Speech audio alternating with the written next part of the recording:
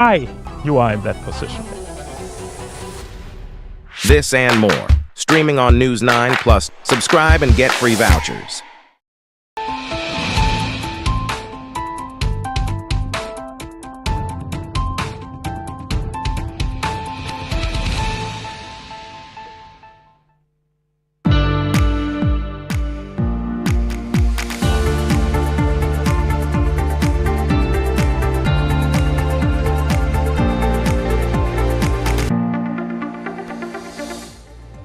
Hello and welcome. You're watching Business Plus. Here are the top stories we're tracking at this hour.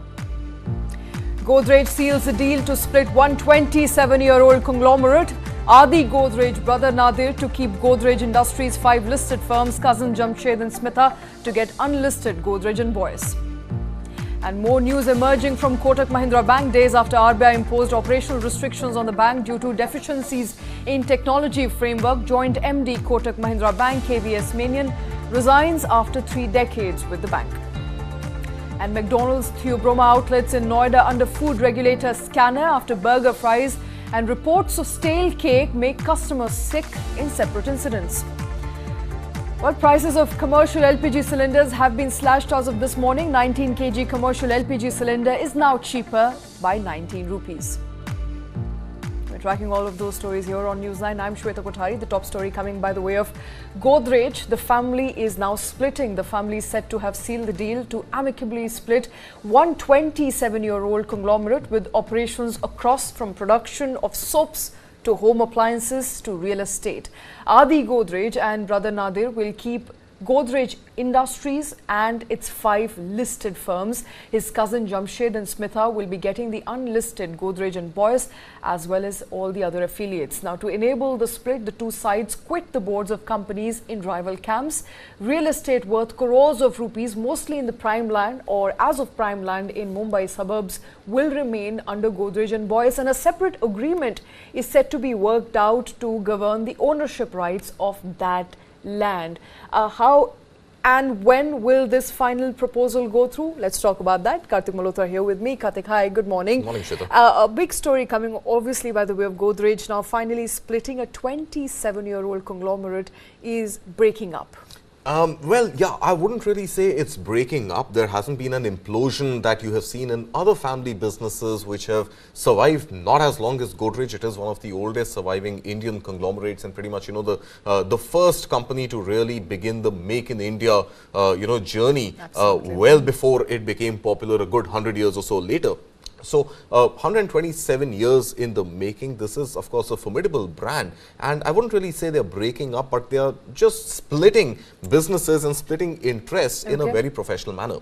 And amicably so. And amicably so. Well, I just hope that it continues to remain amicable because whenever land comes into question, deals often go sour. What we know right now is that all the listed companies are going to belong to Godrej Industries, and that is going to be headed by the Adi Godrej side of the family, Adi and Nadir Godrej, whereas all the unlisted companies, which include Godrej and Boyce, as well as huge parcels of land in Vikhroli in Mumbai, are going to be controlled by Godrej Enterprises, which is going to be led by Jamshed and Smitha, who are real siblings. Adi and Godrej are real siblings. They are together cousins. And there is a 5th cousin as well, or a 5th member as well, called Rishabh Godrej, who never got married, does not have any offsprings. So nothing really accrues yet to him, but obviously there is going to be some share because he continues to be an equity holder in the listed as well as the unlisted companies of Godrej. So some wealth is going to accrue to him. What his succession is really going to be, we really don't know right now how that is going to get split. Now, obviously, 127 years in the making, there is a lot to talk about the company. Let's talk about that. Let's talk about the brand Godrej. Anybody who's been born, even in late 90s to early 2000, gets to hear about how Godrej, a formative brand, is also a brand that built India along with, not just making in India or being an indigenous brand to India, but a very important part of India's growth story. You're right. In fact, not just us who were born in the 80s and 90s, but even our parents' generation, which was born in the perhaps 50s and 60s, if not earlier, and even their parents who would have been born, just at the change of the century between as India went to 1900, would have perhaps heard of brand Godrej. And, the story actually kicked off way back in 1897. That's 127 years ago, where Ardeshir Godrej, pretty much, the founder of Godrej, was a practicing lawyer in Zanzibar pretty much at the same time that Mahatma Gandhi was a practicing lawyer in South Africa. And both of them, almost coincidentally in the same time frame, had the urge to come back to India and contribute to India in their own separate ways. While Mahatma Gandhi ended up becoming the father of the nation, I think it wouldn't be incorrect to say arguably that Ardeshir Godrej pretty much became the father of Make in India and the father of India's own industrial revolution. So he came back to India, tried his, his hand at making at that time, which was a need gap he felt in the market, of making scissors and razor blades, which the Britishers back in the day did not permit him to continue with, and that business did not flourish until in the early 1900s he actually saw an advertisement, in fact a report in the newspaper in Mumbai, where the then Deputy Commissioner of Mumbai had requested all people to lock their homes well, because there were burglaries and thefts happening in the suburban areas of Mumbai. And that sort of, rang a bell with him, and he said that is an opportunity that I can fill in. And that's the need gap. And that need gap got fulfilled with the Godrej locks. And even the Godrej locks that we see today have seen multiple generations of improvement, but the Godrej lock continues to survive today. Now, we are in election season. There is another interesting, fascinating story, in fact, about, how Godrej and the family and the brand has been so closely linked, not just to democratic India, but to even India's own journey of independence. Now, pre-independence, just a few years before India's independence, in the year 1944, there was a Bombay dock fire. And in that Bombay dock fire, the entire area and the surroundings of the dock got burned down, and they were actually literally converted to rubble. There was nothing left, except Union Bank of India back then had a Godrej locker, a metallic locker, which had about 5,50,000 rupees in cash stashed in. The fire destroyed everything else. Except for that locker. And a few months later, when the fire was doused and when the recovery was done, what you saw, you were able to unlock that locker very easily, and the entire 5,50,000 rupees in notes, in physical currency, did not get burned, did not get charred. So that led to independent India's first elections in 1951. The Election Commission of India actually gave the contract of making those physical ballot boxes to Godrej. And Godrej then started actually making those first set of ballot boxes, which got sent to all parts of India from the Vikhroli train station. And that parcel of land in Vikhroli was always owned by Godrej, and even to this date, 75 years later, continues to be held by the Godrej family.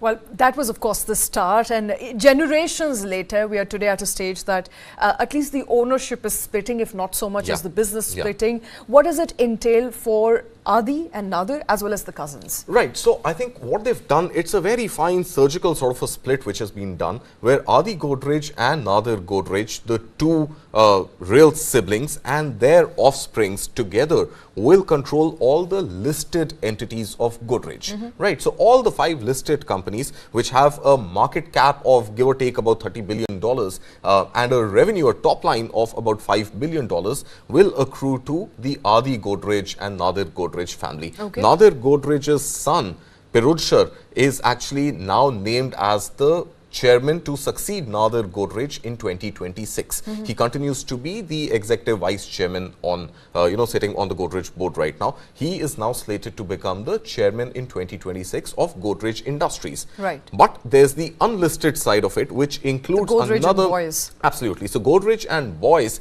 as well as that entire parcel of Vikhroli land, which is all unlisted, now will be owned and operated by Jamshed and Smita and their offsprings. Okay. So what happens to that 3,400 acres of parcel of land? Is there any clarity on who gets it? Right. So, what we know for a fact is that the Vikhroli side of the land will continue to be controlled by Godrej and Boyce, which is Smita and Jamshed and their offsprings. However, there is a Godrej Properties division which is part of the other camp, which is Godrej Industries, and Pirojsha Godrej has actually been running the real estate, the property business. So any land which has already been developed or has been acquired for further development from the unlisted side is now going to rest with Godrej Industries. But this just solves one part of the land bank. There is another land bank of about 1,700 acres valued at over 3,000 crore rupees, which is touted to be the lungs of Mumbai. These are the mango, mangroves. exactly. These are the mango groves, on the outskirts of Mumbai, which pretty much feed all the oxygen that Mumbai needs. But there has been a rancor between Adi Godrej and Smita Godrej over what to do with that land. So Adi Godrej has up until now, in fact, as recently as 2021 or so, been of the belief that perhaps some areas within those mango groves of 1,700 acres should be developed for commercial utilization.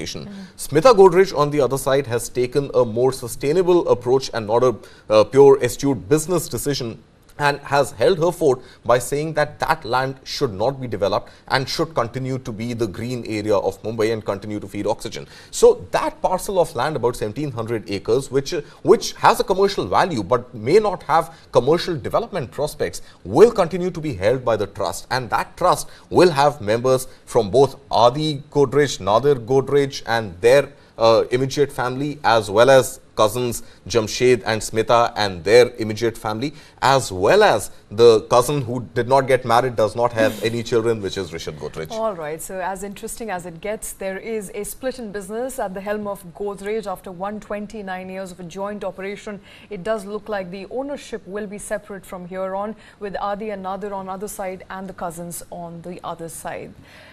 And that Godrej family tree, of course, on your screens at the moment. Perhaps Karthik can spend a little bit time to explain to us who's who and who would be the beneficiary of that split. All right, so let me just move here. So primarily, like I told you, Adishar Godrej was the founder of Godrej as we know it today, and he never had any children, right? In fact, there's a very interesting anecdote of where the name Boyce also comes from, but we'll get to that. So Adishar Godrej did not have any children. His brother, younger brother, Pirojsha, actually got married and had children. So his family tree pretty much begins from the second layer that we are seeing here. The company already is in the fourth generation as we live and breathe. So apart from Saurabh, Dosa, Burjar and Naval, the third generation has been the most active in the last 30-40 years as we have seen the company grow and expand and diversify their businesses. And it is pretty much, a locks to land sort of a business. You can also call it, perhaps real estate to soap maker, and operations not just limited to India, even the market not limited to India. So Latin America, Africa, parts of Europe, they don't just sell there, they actually even continue to make there. Now, like I told you, Rishad, does not have any children. You have Adi and Nadir, and between them, this is the division between Tanya, Nisab and Pirojsha, and Saurabh, Bujris and Hamazad. And on the other side, you have Jamshed and Smita. So right now, as things stand, you have Pirojsha, who is likely to be the successor, has been named as the successor for Godrej Industries. So if you were to put a split here, then this line or this entire family tree becomes the succession chain of all the listed entities, and everybody on that side of the line is going to actually get the unlisted businesses, and Nyrika is likely to lead that succession. Interestingly, this has been one family, which has been inclusive, which has been equitable, which has been diverse, and has not, unlike many other Indian companies and many other Indian family-run businesses, this family has not kept the women, has not kept the sisters or the daughters outside of business. Which is interesting because we've also tried talking about how families of brand Bharat or brand families of Bharat have tried to, in a sense, divide the current ownership of their assets, but in some cases have kept women away from getting that ownership. Perhaps Godrej is not one of them, has been inclusive in its approach. But watch this very interesting episode from News 9 Plus series, Brand Families of Bharat, that talks about Godrej and its succession.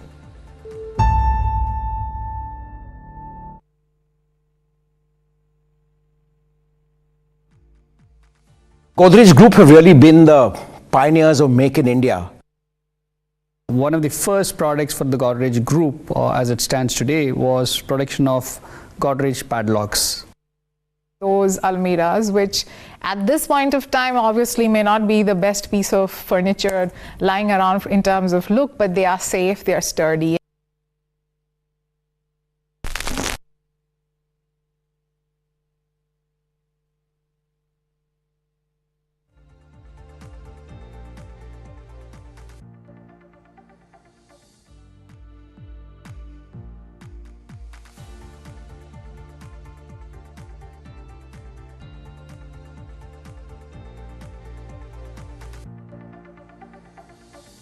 If you go back into history, way back in 1897, Ardeshir Godrej, who was a lawyer in Zanzibar, around the same time the Mahatma was a lawyer in South Africa, he came back to India and felt the dire need for manufacturing because he joined a pharma company and suddenly realized that there was a dearth of surgical equipment. So he wanted to make them, but the British made it difficult.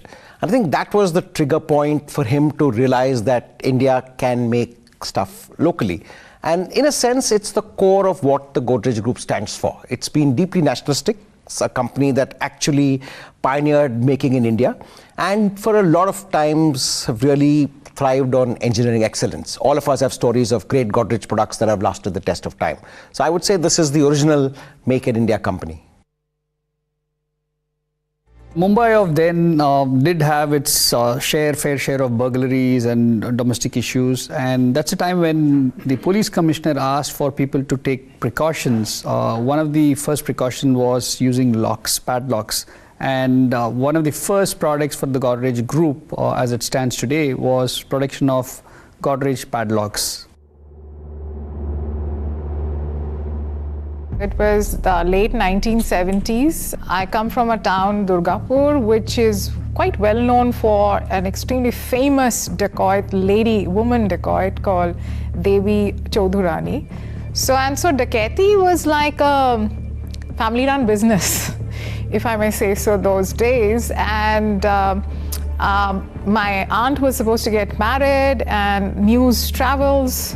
So one evening, there was a bunch of robbers and dacoits who entered our house, and honestly I was really a toddler those days. There were guns, I almost got shot. The entire house was turned upside down and all the valuables were stolen.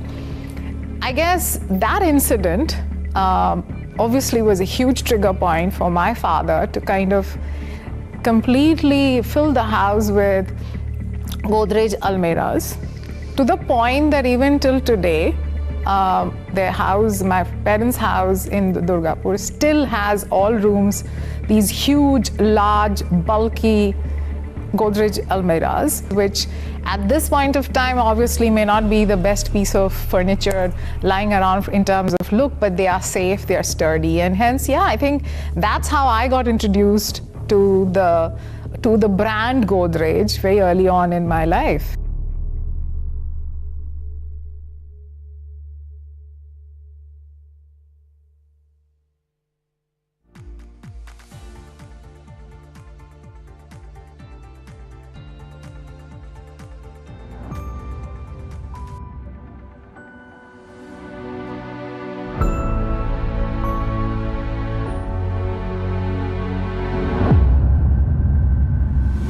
A fascinating story around the Godrej's manufacturing excellence, so to speak, is about the Great Bombay Dock Fire of 1944. And apparently when a large part of South Mumbai or the entire dock area burnt down, 6 months later when they were looking for remains, they actually found a Godrej safe belonging to the Union Bank of India, which had 5.5 lakh of rupees, which is a lot of money at that time, completely untarnished. And that, to my mind, is a great example of something that can stand the test of time. Independent India needed fireproof, safe ballot boxes which were unbreakable, so to speak, so they would not be stolen. And the only big Indian products, and if you did not want to import, was the Godrej.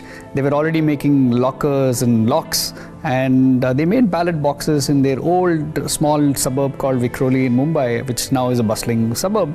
But the fact was, their factories made ballot boxes for the independent Indian elections. And all of these were loaded on to the Vikhroli station. And what would an office in India be like, say, in the 70s and 80s, without the Godrej filing cabinets and the Godrej typewriters? I think those were, moments that, clearly stand up for, in terms of what manufacturing excellence is all about. We talk about locks, we're talking about almiras, we're talking about Godrej properties. But I think sometimes some of the big leaps that the brand has taken in defense, in aerospace, is not spoken about as much as we should. And I don't know whether we acknowledge or give them as much credit for the kind of efforts that are being made in that direction. So, and especially, honestly, even I got to know so late in the day in terms of their contribution to the entire Mangalyaan project. So I guess it's incredible, and I think we've been all talking about Make in India and how Make in India can actually, in a bigger way, make contributions globally. This is it. But I think somewhere I feel that this is just the beginning for some of these ventures, and there is an opportunity for the brand to kind of really spearhead and talk more about it, maybe make more investments. So I'm really eagerly watching out that what's going to happen next from Godrej in these areas.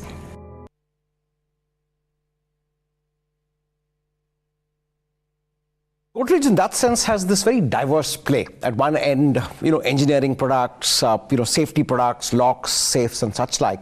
And at the other, I think, truly a fascinating marvel in terms of their consumer play.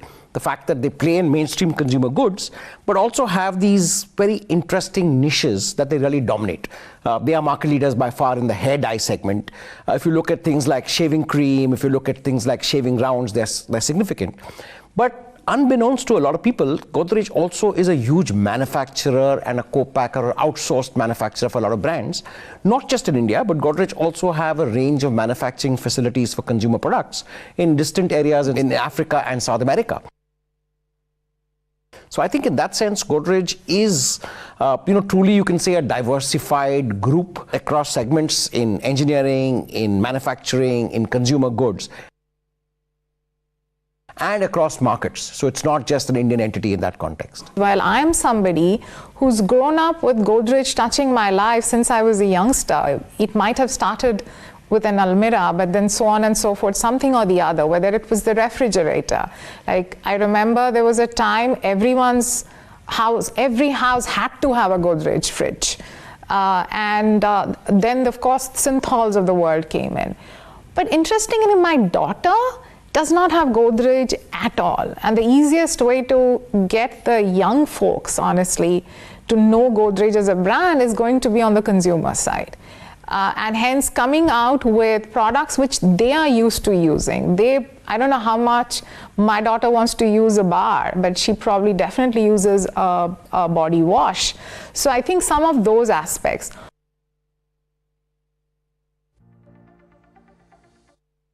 So I think from a brand story perspective, Godrej can play. But more importantly, do the youngsters relate to Godrej as a brand? That's where the bigger concern comes from.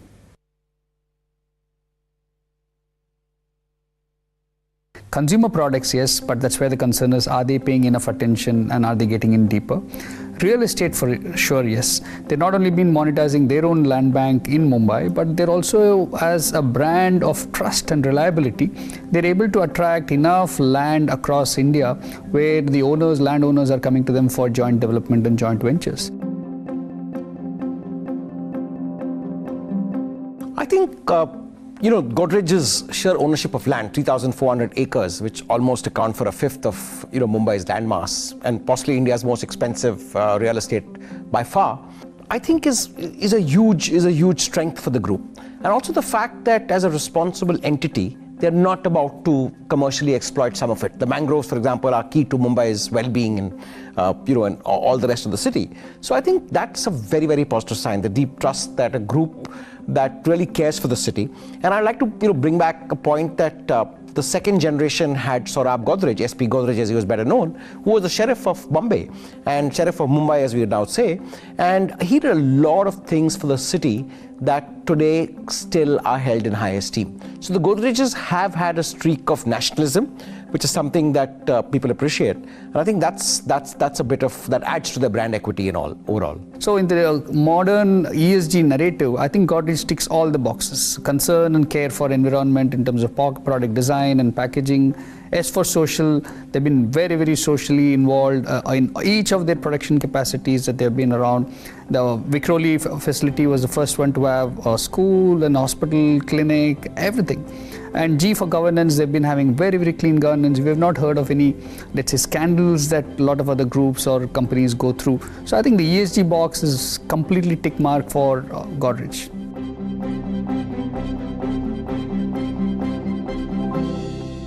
So Godrej as a family, we all know, is the 5th generation family, but where did Boys come from? Boys came about when Ardeshir Godrej was expanding his business outside of locks and the almiras, and that's when he went back to his financier, the Kama family. Mirwanji Kama was his financier. One of the conditions that Ardeshir Godrej asked was that instead of taking Kama's nephew as an employee, he wanted to take him as a partner, and that was a kind of a gratitude that he wanted to repay to his funder who believed in this concept of expanding the business.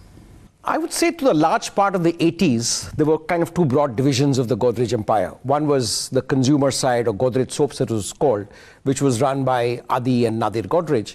And the other side was Jamshid Godrej, who ran the engineering or the manufacturing part, which was Godrej and Boyce Manufacturing Company. And of course, now we have the next generation that's slowly kind of taking in leadership positions across. So I think those two broad areas have remained. Of course, the big new creation, and I think where Godrej have really done exceedingly well in the recent past has been in real estate, right? So Godrej Realty with their great constructions, and the very fact that they own amazing land banks, I think is really the one that's really poised for big success.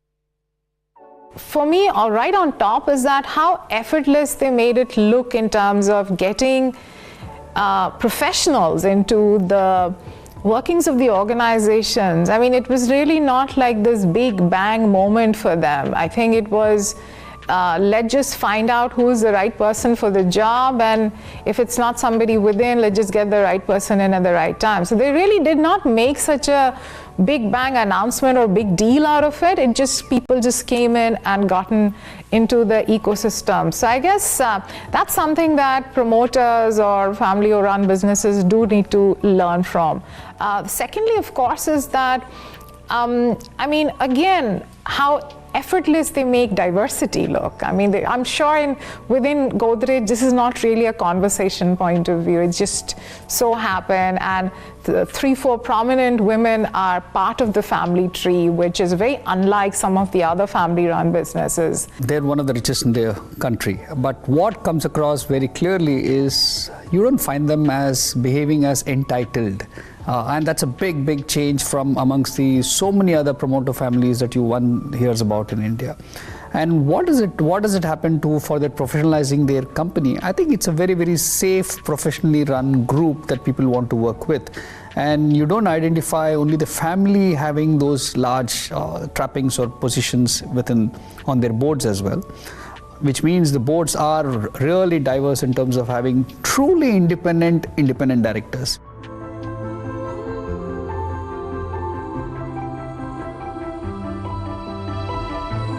Would one question that have they missed a trick or two? Have they not been in sectors that they had the right to succeed? I think that's clearly worthy of a debate.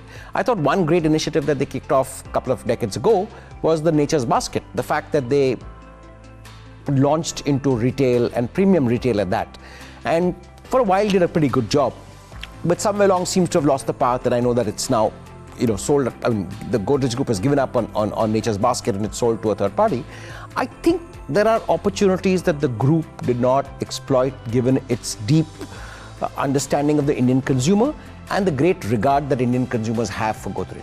Maybe some of the challenges that we are seeing on the consumer side, or even the home appliances products, for example, whether it's the interior brand, whether it's the locks, I think the opportunity still remains vast, but in comparison to some of the peers in the space, I think if one of the reasons that we are not seeing as much uptake or as much penetration or as much increase in revenue and growth could be around sales. I mean, that's an area that I feel that the organization definitely needs to relook.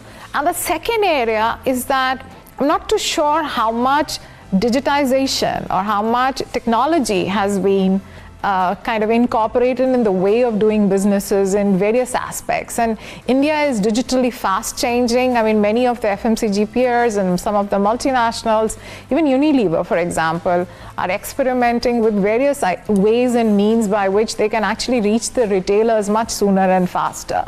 So I think these are the two areas where I feel that the organization definitely needs to introspect and work on. So Godrej story goes back 100 years, right? I mean, pre-independence. So at that point in time, there was a purpose for them, pre-independence as well as the independent India, then liberalized India. And the point I want to make is in the 21st century India, what is their purpose? Because that's going to define what they want to do. Because one of the fear is as they expand, let's say the real estate land bank that they sit with, probably can feed them for the next few generations. So what is going to be their own personal purpose in scaling up their businesses, especially in FMCG?